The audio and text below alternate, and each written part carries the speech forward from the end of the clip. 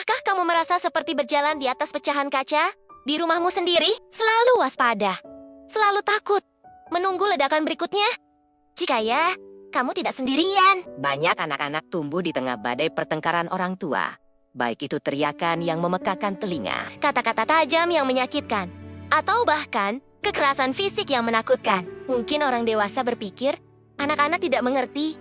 Atau mereka akan melupakannya. Tapi kenyataannya, luka itu membekas. Jauh di dalam jiwa. Rumah seharusnya menjadi tempat paling aman di dunia. Tempat kita merasa dicintai dan dilindungi. Tapi ketika rumah berubah menjadi medan perang, tempat aman itu hancur. Suara pintu dibanting, piring pecah, dan tangisan di malam hari menjadi musik latar kehidupan sehari-hari. Anak-anak yang hidup dalam situasi ini seringkali merasa cemas terus-menerus.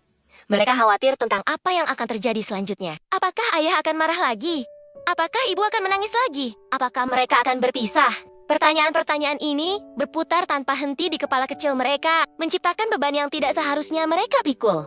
Kondisi ini bukan sekadar pertengkaran biasa, ini adalah racun yang meresap perlahan. Anak-anak ini belajar bahwa cinta itu menyakitkan, bahwa konflik diselesaikan dengan agresi, dan bahwa dunia adalah tempat yang tidak aman. Mereka mungkin menjadi sangat pendiam, menarik diri dari pergaulan karena takut akan konflik. Atau sebaliknya, mereka bisa menjadi sangat agresif, meniru perilaku yang mereka lihat di rumah. Di sekolah, mereka mungkin kesulitan untuk fokus. Bagaimana bisa belajar matematika ketika pikiranmu dipenuhi kekhawatiran tentang keselamatan orang tuamu? Nilai-nilai bisa anjlok, dan masa depan akademis mereka terancam. Secara psikologis, dampaknya sangat dalam. Anak-anak yang menjadi saksi kekerasan dalam rumah tangga atau pertengkaran hebat berisiko lebih tinggi mengalami depresi, gangguan kecemasan, bahkan post-traumatic stress disorder atau PTSD. Mereka mungkin merasa bersalah, berpikir bahwa pertengkaran itu adalah kesalahan mereka. Seandainya aku lebih baik, mungkin mereka tidak akan bertengkar. Bisik hati kecil mereka. Perasaan bersalah ini adalah beban yang luar biasa berat dan tidak adil. Lebih jauh lagi, pengalaman ini membentuk cara mereka memandang hubungan di masa depan. Ketika mereka dewasa, mereka mungkin tanpa sadar mencari pasangan yang mirip dengan orang tua mereka, mengulangi siklus kekerasan atau ketidakbahagiaan yang sama. Atau mereka mungkin sangat takut akan keintiman, membangun tembok tinggi di sekitar hati mereka untuk melindungi diri dari rasa sakit. Mereka kesulitan untuk percaya, sulit untuk membuka diri, karena pengalaman masa kecil mengajarkan mereka bahwa orang yang paling dekat denganmu adalah orang yang paling bisa menyakitimu.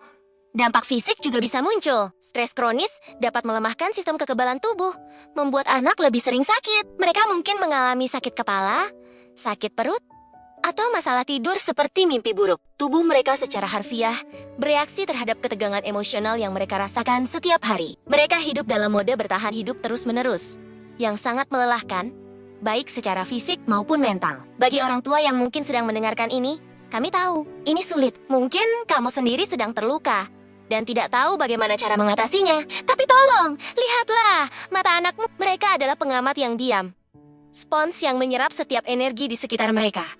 Pertengkaran kalian bukanlah sekadar masalah antara dua orang dewasa. Ini adalah gempa bumi yang mengguncang fondasi dunia anak kalian. Mencari bantuan bukanlah tanda kelemahan, itu adalah tanda kekuatan. Itu adalah tanda cinta terbesar untuk anak-anakmu. Bicaralah dengan seorang profesional, konselor pernikahan, atau psikolog. Belajarlah cara berkomunikasi dengan lebih sehat, cara mengelola amarah, dan cara menyelesaikan konflik tanpa saling menyakiti. Jika kamu atau pasanganmu mengalami kekerasan, carilah bantuan dari Lembaga Perlindungan Perempuan dan Anak. Ingat, memutus siklus ini adalah hadiah terindah yang bisa kamu berikan untuk masa depan anakmu. Dan untuk kamu yang tumbuh di tengah badai itu, ketahuilah, itu bukan salahmu. Kamu tidak bertanggung jawab atas kebahagiaan atau pertengkaran orang tuamu. Kamu pantas mendapatkan cinta yang damai, rumah yang aman, dan masa depan yang cerah. Luka masa kecil itu nyata, tapi luka itu bisa sembuh. Jangan ragu untuk mencari bantuan. Bicaralah dengan guru yang kamu percaya,